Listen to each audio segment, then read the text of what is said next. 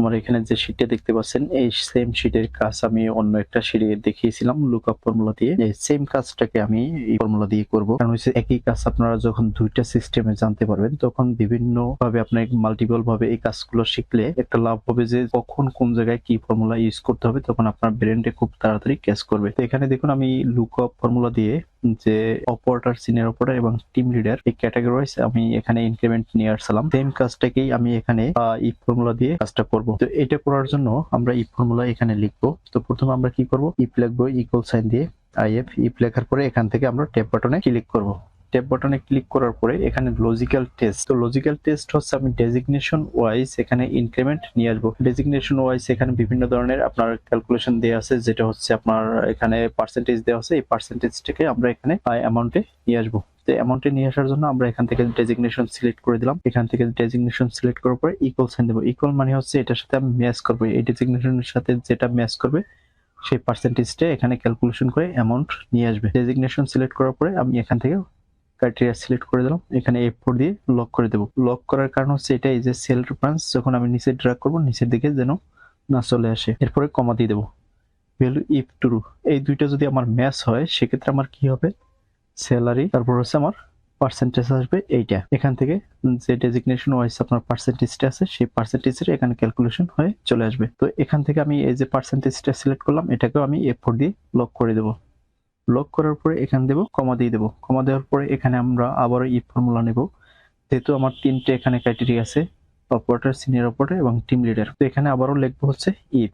If লেখার পর tab বাটনে ক্লিক করব, লজিক্যাল টেস্ট। ঠিক সেম ভাবে এখানে আমরা ডেজিগনেশনটাকে সিলেক্ট করে দেবো।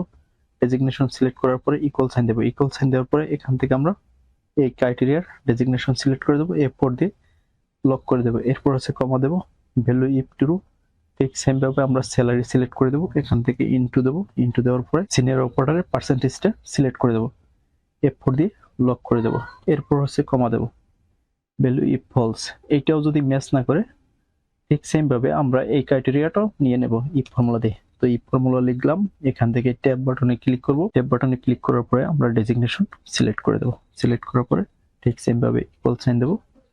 এখান থেকে টিম লিডার ক্রাইটেরিয়া সিলেক্ট করে দেবো, F4 দিয়ে লক করব।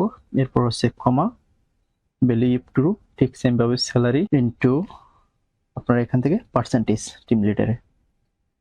করার পরে আমার এখানে তিনটা ইফ ফর্মুলা নিছি। তিনটে ইফ ফর্মুলার জন্য তিনটা ফার্স্ট ব্র্যাকেট দিয়ে দেবো। এখানে ফার্স্ট ব্র্যাকেট দেওয়ার সাথে সাথে আমার এখান থেকে ফাংশনটা চলে যাবে। দেখুন আমি যদি একটা ব্র্যাকেট কম দিই এই ফাংশনটা পপ আপ থেকে যায়। যখন আমি ব্র্যাকেট সবগুলো ফিল আপ করি তখন এখান থেকে চলে যায়। তো এখান থেকে চলে যাওয়ার পরে আমরা এখানে এটাকে লক করে নেই, এটাকে লক করে দিতে হবে, কারণ হচ্ছে এই পার্সেন্টেজটা যখন ড্র্যাগ করবো নিচে দিকে চলে যাবে। তো আমরা আবার চেক দিয়ে নেব সবকিছু ঠিকঠাক মতো আমরা লক করতে পারছি কিনা। এগুলো লক করার পরে যদি দেখি সবকিছু ঠিক আছে, এন্টার বাটনে ক্লিক করে দেবো। দেখুন আমার এখানে সিনিয়র অপারেটরে 10% 5% এখানে চলে আসছে। সিনিয়র অপারেটর 5% যে অ্যামাউন্টটা আসে সেটা চলে আসছে। আমরা এখান থেকে প্লাস চিহ্ন আসার পরে এখানে ডাবল ক্লিক করব, নিচের দিকে ড্র্যাগ হয়ে যাবে। দেখুন আমার ফর্মুলা কমপ্লিট। খুব সহজভাবে এই কাজটা করা যায় যদি বুঝতে পারেন। একবার যদি ইফ স্টেটমেন্টের ফর্মুলাটা বুঝেন তাহলে বিষয়টা আপনার কাছে খুবই ক্লিয়ার হয়ে যাবে। তো এখানে তিনবার আমি ইফ ফর্মুলা নিছি। তিনবার ইফ ফর্মুলার মানে হচ্ছে আমি তিনটা ক্রাইটেরিয়া নেওয়ার কারণে এখানে তিনবার ইফ ফর্মুলা ইউজ করতে হয়েছে। যদি আমার চারটে ক্রাইটেরিয়া থাকে সেক্ষেত্রে আমার এখানে চারবার ইফ ফর্মুলা নিতে হবে।